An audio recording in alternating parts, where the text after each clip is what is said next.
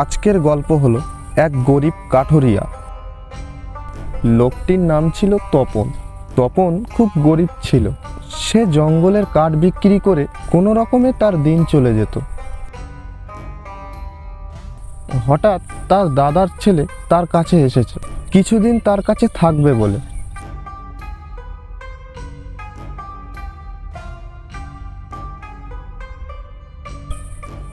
তপন বাড়িতে আসতে না আসতেই দেখলো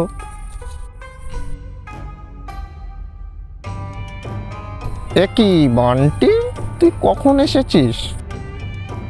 এই তো কাকা, আমি একটু আগেই আসলাম। কাকা, তুমি কোথায় গিয়েছিলে? আমি বাড়িতে এসে দেখলাম তুমি বাড়িতে নেই।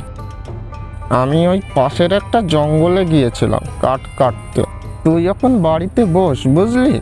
আমি ততক্ষণে বাজারে গিয়ে কাঠগুলো বিক্রি করে আসি, কেমন? ঠিক আছে কাকা, আমি বাড়িতে আছি, তুমি যাও।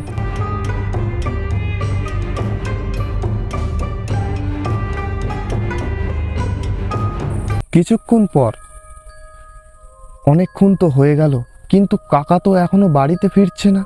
আর বাড়িতে একা একা বসে থাকতেও ভালো লাগছে না। একটু বাইরে থেকে ঘুরে আসব, কিন্তু কাকা যদি আমার উপরে রাগ করে তাহলে?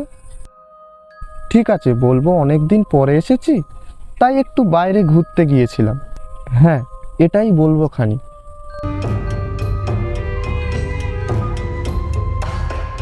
বানটি তারপর বাইরের দিকে যেতে লাগলো।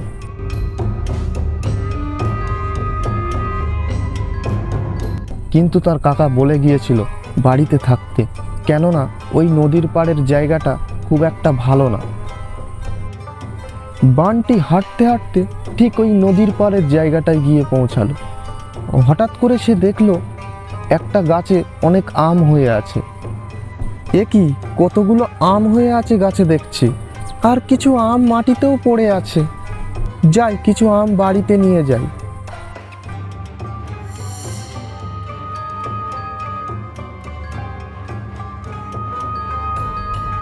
অনেকক্ষণ পর তার কাকা বাড়িতে ফিরে এলো। বান্টি, ও বান্টি, বান্টি, ও বান্টি। কিন্তু বান্টি তার কাকার ডাকে সাড়া দিচ্ছে না। তারপর তার কাকা ঘরে গিয়ে দেখলো সে বিছানায় শুয়ে আছে।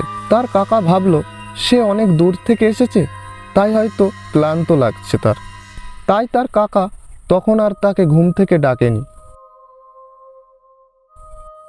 দুপুর পেরিয়ে সন্ধ্যা হয়ে গেল, তাও সে ঘুম থেকে উঠল না। তারপর দেখতে দেখতে সন্ধ্যা পেরিয়ে রাত হয়ে গেল। রাত তখন 10টা, তখনও সে ঘুমিয়ে আছে। বান্টির কি হলো, এখনো সে ঘুম থেকে উঠছে না? ও বান্টি, অনেক রাত হয়ে গেছে বাবা, এখন উঠে পড়ো। ও বান্টি, অনেক রাত হয়ে গেছে বাবা, এবার উঠে পড়ো। তপন তাকে ডাকতে ডাকতে হঠাৎ তার গায়ে হাত দিয়ে দেখলো যে তার গাটা জ্বরে পুড়ে যাচ্ছে। তপন অবাক হয়ে গেল, সে এখন কি করবে ভেবে পাচ্ছে না। তারপর সেই রাতে বান্টিকে একা রেখে সে বাইরে বেরিয়ে গেল।